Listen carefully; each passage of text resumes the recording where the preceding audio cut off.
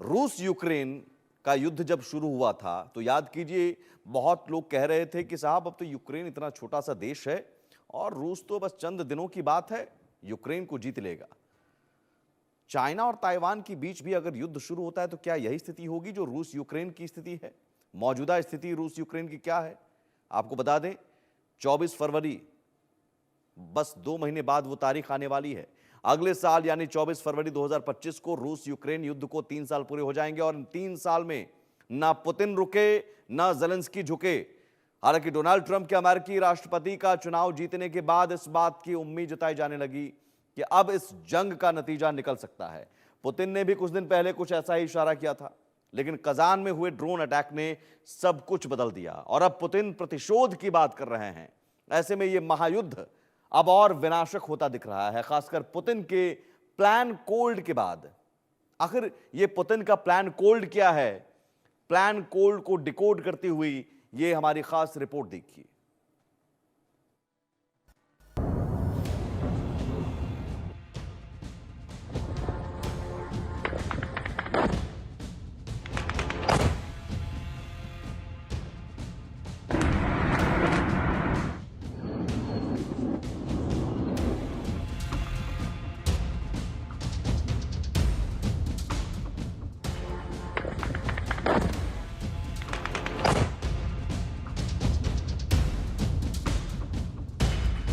इन तस्वीरों ने रूस यूक्रेन की बुझती जंगी आग में घी का काम कर दिया है।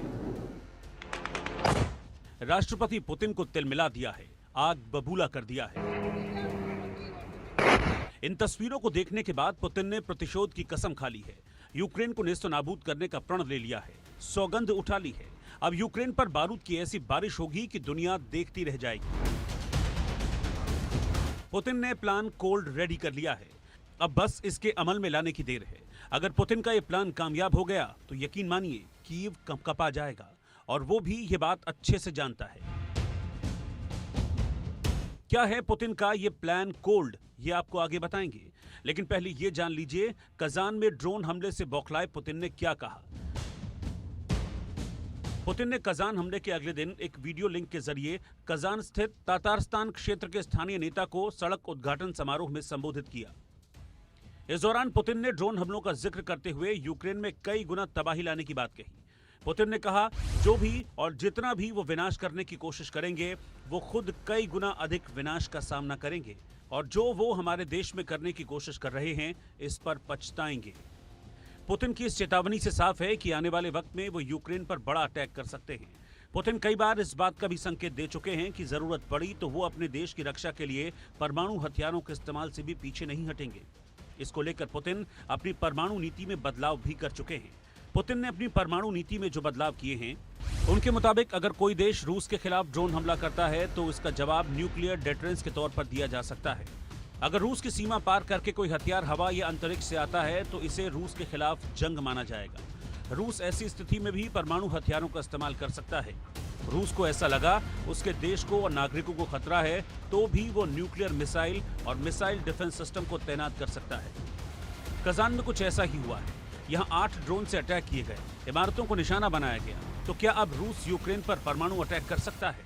रशिया के राष्ट्रपति व्लादिमीर पुतिन के द्वारा यूक्रेन पर बड़ी से बड़ी कार्रवाइयों को करने की धमकियां तो अवश्य दी जाती हैं। एटॉमिक वेपन्स के इस्तेमाल की धमकियां तो अवश्य रशिया देता है, लेकिन मेरे असेसमेंट के मुताबिक रशिया यूक्रेन पर एटॉमिक वेपन्स के इस्तेमाल का दुस्साहस नहीं कर सकता, क्योंकि यदि रशिया ने ऐसा कोई कदम उठाया, इवन कि यदि रशिया ने कोई टैक्टिकल न्यूक्लियर वेपन का भी इस्तेमाल किया, तो ये रशिया के लिए महाविनाशकारी साबित होगा। ड्रोन अटैक से यूक्रेन ने रूस के साथ साथ ट्रंप को भी अपने तेवर दिखा दिए हैं। ट्रंप इस जंग को खत्म करने की बातें करते हैं, यूक्रेन की मदद का वो विरोध करते हैं। अब तो ट्रंप ने यहां तक कह दिया है यूक्रेन को युद्ध विराम के बारे में सोचना शुरू करना चाहिए और इसके लिए उन इलाकों पर दावा छोड़ देना चाहिए जिन पर अब रूस का कब्जा है। डोनाल्ड ट्रंप के शासन में जो वार्ता होगी उसमें अमेरिका भी एक पोजीशन ऑफ स्ट्रेंथ को मेंटेन करके ही इन राष्ट्रों को नेगोशिएटिंग टेबल पर लाएगा और उसमें अपनी भूमिका निभाएगा। तो जाहिर है कि ये जो बातचीत की शुरुआत होने की एक प्रबल संभावना है, लेकिन उसके पहले रशिया यूक्रेन एक दूसरे के विरुद्ध अपने डिफेंस पास्चर को, अपनी पोजीशन ऑफ स्ट्रेंथ को सशक्त और मजबूत दिखाना चाहते हैं, एक दूसरे के ऊपर मनोवैज्ञानिक दबाव बना करके रखना चाहते हैं, और इसी प्रक्रिया में रशिया के द्वारा न्यूक्लियर वेपन्स के इस्तेमाल की धमकियां दी गई हैं। जेलेंस्की ट्रंप की बात माने या ना माने, लेकिन पुतिन ने ठान लिया है कि वो अब यूक्रेन को सबक सिखा के रहेंगे। इसके लिए वो अपना प्लान कोल्ड एक्टिव कर सकते हैं। यूक्रेन में सर्दी बर्फीली और ठंडी होती है, जिसमें तापमान शून्य से काफी नीचे चला जाता है। दिसंबर से मार्च महीने तक चलने वाली सर्दियों के महीनों के दौरान कई जगह तापमान -21.6 डिग्री तक जाता है। जाहिर है, जब यूक्रेन में इतनी कड़ाके की ठंड होती है तो लोगों को गर्म रहने के लिए बिजली की जरूरत होगी। ऐसे में रूस यूक्रेन के बिजली घरों को निशाना बनाने का प्लान बना रहा है। ज्यादा दिनों तक लगातार ऐसे हमले होते रहे तो लोगों की कपाने वाली ठंड में जान भी जा सकती है। मतलब एक तरफ रूस यूक्रेन को अपनी मिसाइलों की आग से झुलसाएगा, तो दूसरी तरफ उसके बिजली संयंत्रों पर हमला कर ठंड से कपकपाएगा। Bureau report, India news.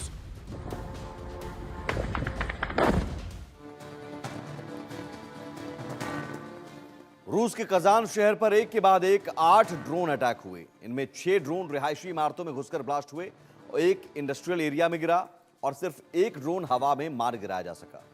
यह मंजर 2001 में अमेरिका पर हुए 9/11 हमले जैसा था। रूस पर हुए ड्रोन अटैक में अभी तक किसी के मारे जाने की खबर नहीं है, लेकिन सवाल ये खड़े हो रहे हैं कि दुनिया भर में मिसाइल डिफेंस सिस्टम बेचने वाला रूस महज छोटे ड्रोन्स के सामने बेबस क्यों है। आपको बता दें, रूस के पास S-400 और S-500 प्रोमेथियस और पेंटसिर मिसाइल सिस्टम है। ये बड़ी और ज्यादा रेंज वाली हाई स्पीड मिसाइलों और एयरक्राफ्ट को तबाह कर सकते हैं, लेकिन ये छोटे और धीमे चलने वाले टारगेट्स को डिटेक्ट नहीं कर पाते। ड्रोन्स छोटे होते हैं, हल्के होते हैं, धीमी स्पीड वाले होते हैं, लो फ्लाई करते हैं। डिफेंस सिस्टम के रडार के लिए इनकी पहचान करना मुश्किल हो जाता है। कम ऊंचाई पर उड़ने की वजह से ये डिफेंस सिस्टम की टारगेट रेंज से बाहर होते हैं। आमतौर पर एक ड्रोन की कीमत कुछ लाख रुपए होती है, लेकिन इसकी तुलना में रूस जो मिसाइल का इस्तेमाल इसे तबाह करने के लिए करता है, उसकी कीमत $10 लाख यानी 8.5 करोड़ रुपए से भी ज्यादा होती है। रूस के सबसे एडवांस टोर एयर डिफेंस सिस्टम का रडार सिर्फ 3 से 4 किलोमीटर की रेंज में ही ड्रोन्स को डिटेक्ट कर सकता है, और इतने नजदीक आ चुके ड्रोन पर निशाना लगाने के लिए बहुत कम वक्त मिलता है और ड्रोन बच निकलते हैं। हालांकि ड्रोन से बचने के लिए रूस radio frequency jamming technology develop कर रहा है, लेकिन फिलहाल ये टेक्नोलॉजी पूरे रूस को कवर नहीं कर पाई है। 2 मेहमान हमारे साथ जुड़े हुए हैं। निपुण आलम बायन है, विदेश मामलों के जानकार, और साथ ही group captain doctor DK Pandey हैं, पूर्व निदेशक भारतीय वायुसेना। निपुण जी, सबसे पहला सवाल आपसे ही। 3 दिन पहले तक पुतिन कहते हैं कि बिना शर्त हम युद्ध रोकने के लिए, बातचीत करने के लिए तैयार हैं, लेकिन ये ड्रोन अटैक और ड्रोन अटैक के बाद अब पुतिन का ये गुस्सा और कड़ा रुख कि हम इससे भी ज्यादा दोहरा जवाब देंगे, करारा जवाब देंगे, तो वो जवाब कैसा हो सकता है? और ये युद्ध जो थमने के आसार नजर आ रहे थे, अब आपको लगता है कि अब ये युद्ध आगे आने वाले दिनों में, कुछ महीनों में, साल भर में भी रुक पाएगा? देखिए, नाउम्मीदी तो अंतर्राष्ट्रीय संबंधों में नहीं होती, कि अंतर्राष्ट्रीय संबंधों में कहा जाता है कि नथिंग इज द परमानेंट, यहाँ एवरीथिंग इज हैपन, मतलब कुछ भी हो सकता है, कोई भी संभावनाएं बनती हैं। लेकिन देखिए, आप लगातार देखिए, जब से डोनाल्ड ट्रंप चुनाव में थे और चुनाव के बाद चुनाव जीते, तो उन्होंने पहले ही कहा था कि अगर मैं होता तो ये वॉर ना होने देता, और जैसे ही मैं चुनाव जीतूंगा मैं इस वॉर को रुकवाऊंगा। हालांकि देखिए, आप जानते हैं कि ट्रंप ने खुद कहा कि पुतिन ने उससे बात की और पुतिन चाहते हैं कि वो रुके, लेकिन जिस प्रकार से यूक्रेन ने अटैक किया, जिसको 9/11 जैसा अटैक कहा जा रहा है, अब उस प्रकार के हमले करने के बाद में रूस के पास में विकल्प नहीं है। अब यहाँ पे बात क्या है कि जो उस प्रकार का ये हालात बने, ये हालात बनाने का कारण क्या था? देखिए, ट्रंप चाहते थे कि ये वॉर ना हो, वॉर समाप्त हो, वॉर रुके, यानी कि बिल्कुल आपका स्टॉप हो। लेकिन शर्त क्या थी कि यूक्रेन के जो कब्जे किए गए इलाके हैं रशिया के द्वारा, उनको यूक्रेन यानी कि जेलेंस्की भूल जाए। क्रीमिया तो खैर पहले ही आपके एक्सेप्ट कर चुके हैं सब लोग, लेकिन क्रीमिया के अलावा जो डोनबास वाला रीजन है, उसमें डोनेट्स्क एंड लुहांस्क, उनको भी क्या करे, यूक्रेन भूल जाए। अब बात है कि यूक्रेन भूल जाए, ठीक है, तो प्रस्ताव दिया गया डोनाल्ड ट्रंप के द्वारा, लेकिन जो बाइडेन जाते जाते चाहते थे कि ये वॉर इतना ज्यादा भीषण हो जाए और इस प्रकार के कुछ इंसिडेंट्स हो जाएं, ताकि क्या है कि ट्रम्प चाहकर भी ना रोक सकें। तो मुझे यहाँ पे लग रहा है कि कहीं ना कहीं एक तो अमेरिका की जो डोमेस्टिक पॉलिटिक्स है उसका भी इम्पैक्ट इस पूरे वॉर के ऊपर मुझे देखने को लग रहा है। दूसरा, यूक्रेन चाहता है कि अगर ट्रम्प आते और समझौता कराते और मेरी जमीन चली जाती है, मेरा लैंड चला जाता है, तो एक फायदा क्या हुआ वॉर को करने का? कल को मेरे ऊपर क्वेश्चन खड़ा हो जाएगा कि जेलेंस्की ने वॉर क्यों किया? और तीसरी बात क्या है कि जो एक इस यूक्रेन वॉर के अंदर एक फ्यूचर देख रहे हैं किसका, कि यूक्रेन को दोबारा से रिस्ट्रक्चरिंग करना है। एक बहुत बड़ा एरिया यूरोप के अंदर बन गया है जहां पर आपका इन्वेस्टमेंट करने की पॉसिबिलिटीज होंगी। अब यहाँ पर क्या है कि यूक्रेन एक ऐसे, क्या ना, एक ऐसे दलदल में फंस चुका है कि उसने अमेरिका से इतना पैसा, इतना फंड ले लिया है कि उसको रिटर्न करना यूक्रेन के लिए भारी होगा। तो कम से कम यूक्रेन ये चाह रहा है कि कुछ इस प्रकार की स्थिति बने, ताकि क्या है कि अगर मैं वॉर लंबी भी चलता रहूं तो मुझे एक टाइम मिल जाए, मुझे एक समय मिल जाए, ताकि मैं अमेरिका से हेल्प लेता रहूं, अमेरिका से भी मदद मिलती रहे, और मैं उस बात को क्या करें, अपनी इकोनॉमी को कहीं ना कहीं इन्वेस्टमेंट के थ्रू जी। कवर अप करके मैं अमेरिका को लौटाऊं। मुझे यहां तक लग रहा है, और रशिया के लिए विकल्प नहीं छोड़ना चाह रहे हैं कि रशिया किसी भी तरीके से। अब देखिए यहाँ पर क्या है कि सबसे बड़ा जो आपका इसमें फायदा है वो किसका है? अमेरिका के इन्वेस्टर्स का है। अमेरिका का, चाहे वो आपका वेपन इंडस्ट्री की हो या अमेरिका यूरोप के जो लोग इन्वेस्टर आज यूक्रेन को देख रहे हैं कि यूक्रेन में एक अच्छा खासा हमको इन्वेस्टमेंट करने का, भविष्य का एक रिस्ट्रक्चरिंग करने का मौका मिलेगा, उन सबको फायदा है। नुकसान किसको हो रहा है? यूक्रेन को तो हो ही रहा है, साथ में रशिया को एक बहुत बड़ी अपनी एनर्जी, अपनी इस वॉर में क्या करनी पड़ी है, खर्च करनी पड़ रही है। और आप देखते होंगे, एक बड़ा इंटरेस्टिंग मुझे याद है, अभी कुछ दिन पहले ही जी। अमेरिका के जो सेक्रेटरी ऑफ स्टेट हैं उन्होंने एक बात कही। उनसे किसी ने पूछा इंटरव्यू में कि सर ये बताइए, आप ईरान में क्यों नहीं अपना रिजीम चेंज कर लेते? देखिए, मैं ईरान का क्यों उदाहरण दिया, उन्होंने इसका रिप्लाई क्या किया कि रिजीम चेंज करवाना ये कई बार क्या होता है कि हमारे लिए उल्टा भी पड़ जाता है। तो आज मुझे लगता है कि कहीं ना कहीं ऐसा तो नहीं है कि अमेरिका ने उलझाया तो था इस वॉर में, लेकिन कहीं ना कहीं अमेरिका को भी लग रहा है कि मेरे लिए सिरदर्द होता जा रहा है, लगातार टेंशन वाली स्थिति हो जा रही है। तो कहीं ना कहीं मुझे लगता है कि डोमेस्टिक पॉलिटिक्स जो है वो इन्वॉल्व है। फिर आपका जो इंटरनेशनल जो इन्वेस्टर हैं उनका इन्वॉल्वमेंट बहुत बड़ा है। ठीक। और एक जो पुरानी यूक्रेन के जो प्रेसिडेंट है जेलेंस्की, उनकी मानसिकता जिसको हम लोग, मैं कई बार बोलता भी हूँ कि एक कॉमेडियन को आपने क्या बना दिया, लीडर बना दिया। तो कॉमेडियन एक था जेलेंस्की, तो अपने आपको कर देंगे, इतिहास में नाम तो दर्ज करा देंगे कि यूक्रेन रशिया से लड़ा था, किसकी लीडरशिप में? जेलेंस्की की। लेकिन कई कई दर्शकों तक यूक्रेन को आपने क्या कर दिया, बैकफुट पे ला दिया। तो आज उस स्थिति की ओर मुझे लग रहा है कि जा रहा है यूक्रेन, और यूक्रेन कहीं ना कहीं की कुछ ऐसी स्थिति और नहीं, बने ये उकसावे वाली कार्रवाई, मैं ये कह रहा हूं कि इस जी। ड्रोन अटैक की इस वक्त जरूरत थी क्या? ग्रुप कैप्टन डॉक्टर डी के पांडे साहब भी हमारे साथ जुड़े हुए हैं। कैप्टन पांडे जी, सवाल ये है कि रूस की बौखलाहट को अगर हम देख रहे हैं तो रूस की बौखलाहट इसलिए भी ज्यादा है कि वो एक तरफ कह रहा था कि साहब चलिए ठीक है, बात करते हैं युद्ध रोकने के लिए इस बारे में, उसके बाद आप ड्रोन अटैक करते हैं, उससे पहले न्यूक्लियर चीफ की हत्या की जाती है। और बौखलाहट इससे भी ज़्यादा है इसलिए क्योंकि वो डिफेंस सिस्टम रूस दूसरे देशों को बेचता है, सप्लाई करता है, और उस देश में एक ड्रोन 8 ड्रोन आकर अटैक करता है और रूस कुछ नहीं कर पाता। देखिए, दो चीज़ें आपने पूछी बहुत ही महत्वपूर्ण। पहली बात की जो घटनाक्रम हो रहा है वो कुछ अप्रत्याशित सा हो रहा है। 18 को इग्रो किलिमोर, जो कि रशिया के रासायनिक, बायोलॉजिकल और केमिकल युद्ध कुछ देखते थे, उनको ड्रोन द्वारा उनके मर्डर किया जाता है। वो south east 7 kilometre south east Moscow में उनका वो टारगेट हुए। उसके बाद जो है इसका प्रत्युत्तर हुआ कि जो इंटेलिजेंस कंपनी है, सर्विसेज है, जिसको कहा जाता है यूक्रेन SBU, कि यूक्रेन की सिक्योरिटी सर्विसेज हैं ये, तो उनको उनके हेडक्वार्टर पर हमला होता है। 18 को इग्रो की हत्या को टारगेट किया जाता है, और 20 को ये SBU पर जो हेडक्वार्टर है वहाँ पर क्या होता है, 6 एम्बेसीज है उनके ऊपर डैमेज होता है। और उसके बाद जिसका कज़ाम की आप हम चर्चा कर रहे हैं, जो कि 22 को होता है। तो जिस प्रकार से ये घटनाक्रम हुआ, तो ये बदले की कार्रवाई कही जा सकती है कि भाई, क्योंकि उनको मारा गया तो निश्चित रूप से पुतिन को ही करना था। पुतिन और इजराइल, यानी कि रशिया और इजराइल को देखें तो दोनों की ये अप्रोच रही है कि किसी ने भी उनके ऊपर आक्रमण किया तो उसका प्रत्युत्तर उन्होंने जबरदस्त देने का प्रयास किया है। ये बात है जहां तक युद्ध क्षेत्र की। अब हम बात करते हैं कि कूटनीति की, जिसकी आप चर्चा कर रहे थे कि हम पूरा विश्व जो है वो 20 जनवरी की प्रतीक्षा कर रहा है जब ट्रंप टेक ओवर करेंगे अमेरिका में प्रेसिडेंसी। तो उसके बाद क्योंकि उन्होंने ऑलरेडी इतनी घोषणा कर दी है कि किस प्रकार से वो आएंगे, और साथ में जो एक अभी और बात आई है, दो बातें आई हैं पुतिन के खेमे से। पहली बात यह है कि उन्होंने कहा है कि भाई ट्रंप के खेमे से कि पुतिन जो है बहुत जल्दी मुझसे मिलना चाहते हैं, ट्रंप ने कहा। दूसरी बात कही गई है कि ट्रंप ने जेलेंस्की को कहा है कि भाई जिन क्षेत्रों पर रशिया का कब्जा हो चुका है उनको आप छोड़ दीजिए, रशिया के लिए वो उनको संभालेंगे। तो उन्होंने अपनी जो है कूटनीतिक जो कार्रवाई है उसकी तरफ इशारा दे दिया है। बात है कि किस प्रकार से इसको आगे बढ़ेगी चीजें, ये वक्त बताएगा। निश्चित रूप से इतने गड्ढे किए जा रहे हैं कि बाइडेन सरकार के द्वारा कि ताकि जो पुतिन की जो गाड़ी है, ट्रंप की जो गाड़ी है वो गड्ढों में फंसी रहे और आगे नहीं बढ़ पाए। वो एक तो हो गया। अब बात हो रही है जिसकी कि आपने पॉइंट नंबर 2 जो बोला कि इतने जो है एडवांस सिस्टम्स हैं, एयर डिफेंस सिस्टम्स हैं, S-300 है और ये सब मिसाइल सिस्टम्स हैं और बहुत सारे उनके पास ऐसे हथियार हैं जो कि विध्वंसक है।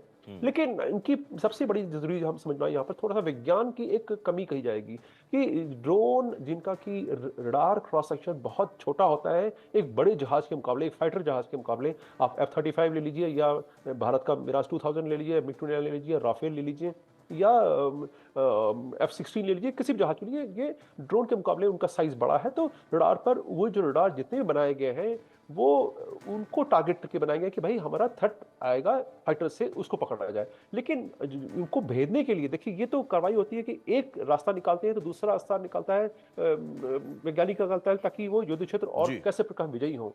इसलिए कहा था कि टेक्निकल एसिमेट्री जिसके फेवर में होगी विजयी होगा। टेक्निकल एसिमेट्री इस समय ड्रोन धारियों के फेवर में है। अब तो ये इसका मतलब डिफेंस सिस्टम की जो हम बात करते हैं तो डिफेंस सिस्टम अब ड्रोन के हिसाब से विकसित करने की जरूरत है अब मौजूदा स्थिति में। तो बिल्कुल आपने सही समझा कि अब जो है ड्रोन सिस्टम अगर आप करते हैं तो जब टेक्निकली रडार को डिजाइन करते हैं तो जो बड़े रडार क्रॉस सेक्शन के रडार के लिए आपको ज्यादा एनर्जी देनी पड़ती है, छोटे के लिए छोटी देनी पड़ती है और उसकी सीमाएं अपनी अलग हैं। तो एक रडार के अंदर आप छोटे और बड़े दोनों को पकड़ना ये असंभव है, कोई टेक्नोलॉजी इसको नहीं कर सकती। अब शायद आगे कोई और तकनीकी आ जाए तो कहानी असला। वर्तमान में जो जितनी भी टेक्नोलॉजी है, लेटेस्ट टेक्नोलॉजी भी है, उससे भी आप जो है छोटे टारगेट और बड़े टारगेट दोनों को पकड़ना मुश्किल है क्योंकि इतना इसमें इतनी सीमाएं हैं कि अगर आप रडार को थोड़ा फ्री छोड़ेंगे कि छोटे टारगेट पकड़ें तो उसमें इतना ज्यादा बाकी नॉइज आएगा, क्लटर आएगा कि वो जो एक्चुअली टारगेट है वो दिख नहीं पाएंगे। वो थोड़ा तकनीकी हो जाता है तो मैं उसमें नहीं जाऊंगा।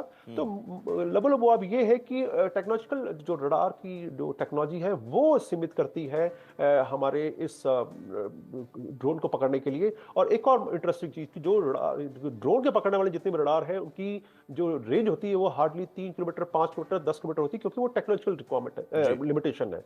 सेम है जो बड़े टारगेट हैं जैसे कि जिसका मेरा फाइटर है या ट्रांसपोर्ट एयरक्राफ्ट है, बड़े जहाज है, उनके लिए रेंज उनकी 200, 300, 400 kilometre, even OTH over the horizon radar जिसमें 1000 किलोमीटर तक भी होती है। तो मैं ज्यादा तकनीकी भी नहीं जाऊंगा। तो ये सीमाएं हैं जिसकी वजह से नहीं पकड़ा गया। अब जो बात थी कजान की, मैं उसमें 2 बातें और कहना चाहूंगा। कजान में जो अटैक हुआ है बिल्डिंग्स पर, 8 ड्रोन आए, वो देखिए ईस्ट ऑफ मॉस्को से आए और मॉस्को जहां कजान है वो 1070 किलोमीटर दूर है नियरेस्ट पॉइंट जहां से कि लॉन्च हो सकता है ड्रोन। तो संभावना ये भी हो सकती है कि कर्क से, जो कि रशिया के जहां पर युद्ध क्षेत्र है, जहां पर कि यूक्रेनी सेनाएं पहुंची हुई हैं, वहां से भी हो सकता है ये लॉन्च किया गया हो, या कोई स्पॉन्सर्ड ग्रुप जैसे वेगनार ग्रुप है रशिया का, ऐसे कोई और ग्रुप हायर किया हो। लेकिन कितने किलोमीटर की रेंज से भी लॉन्च किया गया हो तो ऐसा क्या है कि पकड़ में आ सकता है? और या फिर आप कह रहे हैं कि कहीं से भी लॉन्च किया जा सकता है? बिल्कुल ठीक मैं ये कर रहा हूँ बात को, क्योंकि ड्रोन को आप एक थैले में रख लीजिए, जोड़ दीजिए, उठ गया। और सबसे महत्वपूर्ण बात क्या है कि अगर आपको ज्यादा क्षति चाहिए, ज्यादा बड़ा ड्रोन चाहिए, ड्रोन दिखाए गए जो हम लोगों ने वीडियो क्लास में इसमें एक बड़ी बात है कि नहीं, ड्रोन तो रशिया के पास भी है, ईरान से उसने भी खरीदा था। तो क्या ये मेरे पास क्या है उसकी बात नहीं है। बात है कि क्या मेरे पास वो क्षमता है कि मैं ऐसे ड्रोन का जब अटैक मेरे ऊपर होता है क्या मैं उनको धराशायी कर सकता हूं? वो क्षमता होना बहुत आवश्यक है। नहीं तो क्या ये रशिया भी इसी तरह का अटैक कर सकता है? बिल्कुल कर सकता है और रशिया ने किया है। वो देखिए इसके पहले भी तो क्रेमलिन में ड्रोन पहुंचे हैं। ये तीसरी घटना है जो कि रशिया में बहुत दूर तक ठीक डीप है। में ड्रोन गए हैं। लेकिन इसमें हल्ला ज्यादा इसलिए हो रहा है, ज्यादा शोरगुल इसलिए हो रहा है क्योंकि ये किसी ने उम्मीद नहीं की थी कि ये जो है 9/11 से बिल्कुल मैच करता हुआ है। पैटर्न वही है लेकिन डैमेज की बिल्कुल वो इंटेंसिटी पैटर्न जो दिखा उस पैटर्न को लेकर जरूर ये सुर्खियां बटोरी इन तस्वीरों में ने। जी, लेकिन जी। निपुण आलम बाइन जी, रूस अब करेगा क्या? पहला विकल्प जो हमने बताया कि प्लान कोल्ड, बिजली घरों को निशाना बनाया जाए। वहां पर अभी ठंड बहुत कपकपा देने वाली ठंड, तो अगर बिजली घरों को निशाना बनाते हैं तो वहां आम जनता को बिजली नहीं मिलेगी, या फिर कुछ और विकल्प आप कह रहे हैं? जल्दी से। देखिए, मैं ये कहूँगा कि एक तो ये विकल्प तो है ही, इसमें तो कोई दो राय नहीं है, रशिया कर सकता है इस कार्य को भी। और हो सकता है कि यूक्रेन के जो आर्मी के बड़े जो स्ट्रैटेजिक पोजीशंस हैं या जो ठिकाने हैं, उन पर भी अटैक हो सकता है। लेकिन एटॉमिक वेपन का मुझे नहीं लगता कि यूज़ करेंगे। और साथ में भी देखिए, आपका रशिया ने जो एर्सेनिक मिसाइल की बात जो की है, मुझे लगता है उस मिसाइल का भी प्रयोग हो सकता है, क्योंकि खुद रशिया ने उसको पूरे वेस्ट को कहा कि आप एक जगह चूज़ कर लीजिए और अपना पूरा डिफेंस सिस्टम लगा लीजिए। मैं उसको भी हिट करके दिखा सकता हूँ। तो पुतिन ने कई दिन पहले ये बात कही थी। तो हो सकता है कि उस मिसाइल का एक टेस्टिंग भी रशिया के द्वारा हो तो जाए। फिलहाल अब और ये मुझे युद्ध कहीं न अभी और खिंचने वाला है। ये कुल मिलाकर अब ये देखा जाए, जो युद्ध खत्म होने की उम्मीद जताई जा रही थी, अब ये युद्ध और खिंचने वाला है। रूस अब जवाबी पलटवार करेगा और करारा पलटवार करेगा।